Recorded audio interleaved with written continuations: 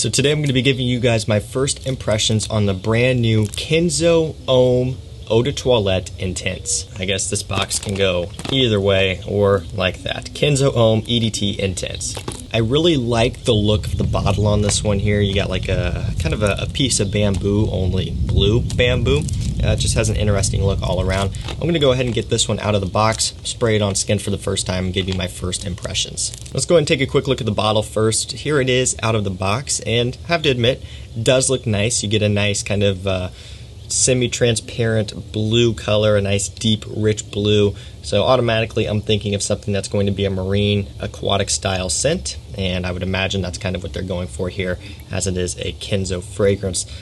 Nice look all around here, nice styling. It's got a good amount of heft to it, nice feel in the hand. Cap clicks into place, and what I really like is the atomizer and collar is also blue to match. It looks very nice, and that really ties it together. It's these small details that make a presentation really look cool. So I'm gonna go ahead and spray this one on my skin here. Pretty good atomizer. Let this one air out, and we'll see what we have. Right off the bat, I'm getting like a freshness and like a mintiness. Almost a chocolate mintiness. And there's this note in here that I believe, if I'm not mistaken, is similar to a note in Azaro Pour Homme Wild Mint. And that's the Calypso note. Again, I could be wrong on this, but I'm pretty sure that is one of the main notes in Azaro Pour Homme Wild Mint along with patchouli. And that kind of aids to give off this chocolatey, minty, green freshness. And I'm getting a lot of that here in this one right off the rip. I'm gonna go ahead and read off the note breakdown for you guys. Up top we have C notes, pink pepper, calypso, spices. In the mid we have fig tree, vetiver, and fig. In the base we have sandalwood, patchouli, and akagala wood. So, you know, there's some C notes in here. I do pick up on a little bit of it. It's of course also listed. I get a little bit of that spiciness in the opening from the pink pepper and also the spices, but I don't find that it is too overbearingly spicy. I pick up on that patchouli and I pick up on that calypso, and again, it's got this chocolatey, minty smell.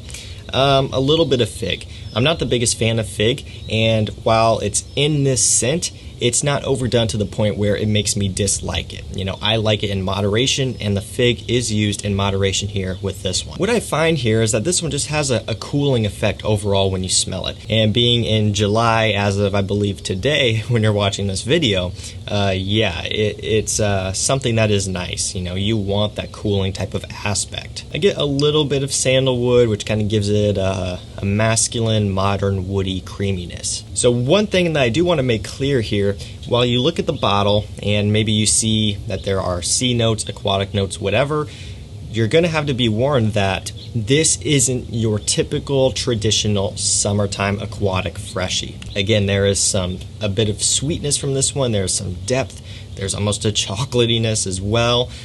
This is not your typical thing for summertime. So if you're after something that is just going to be basically fresh and aquatic all the way through, this is not going to be it. There's a bit more going on here, which is nice because it gives you something different, right? It's kind of a breath of fresh air, something to change it up and just smell a bit unique. Personally, I like how it smells. I think it's pretty satisfying. It's pretty appealing. I could see this doing pretty well, maybe not so much to the masses, but more so within the fragrance community, people like you and myself. When we're looking for something a bit different for summertime, I could see a lot of people gravitating towards this one and really enjoying it. Another thing I want to say is that for really, really hot summer days, you know, this may be a bit tricky because of that sweetness. While it's nice to have something with a bit of a cooling, refreshing vibe in July, at the same time, I think this one may still have a bit too much depth to really be pulled off when it is, you know, 90, 100 degrees with super high humidity. Of course, anything's possible. You can wear what you want whenever you want, but for my personal tastes, this one may be a bit too on the sweeter side once it really gets hot out like that. And you guys know I like experimenting and wearing some semi-sweet fragrances in summertime because I do like when that sweetness comes out.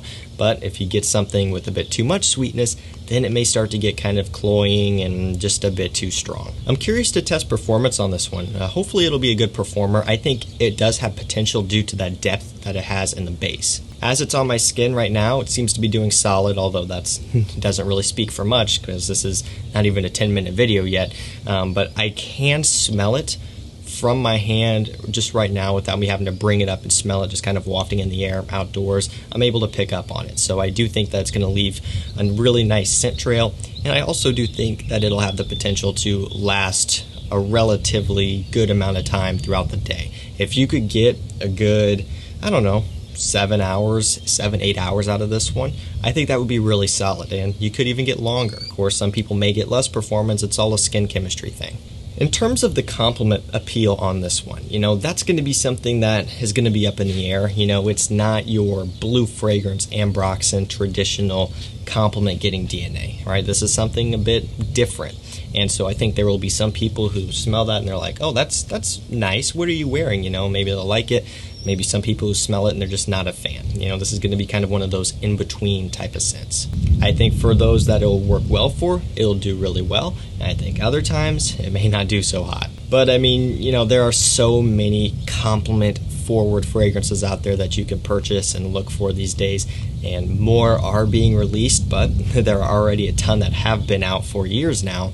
So at the end of the day, if you want compliments, there are fragrances out there that are tested and proven to work. Just go with those. If you want something a bit different and to kind of switch it up for a more mild summer day, this one here is a nice option. I think another big selling point for this one will be once it hits discounters and it comes in at a nice affordable price. If you can get this one for kind of the typical Kenzo price, that'll make it even better.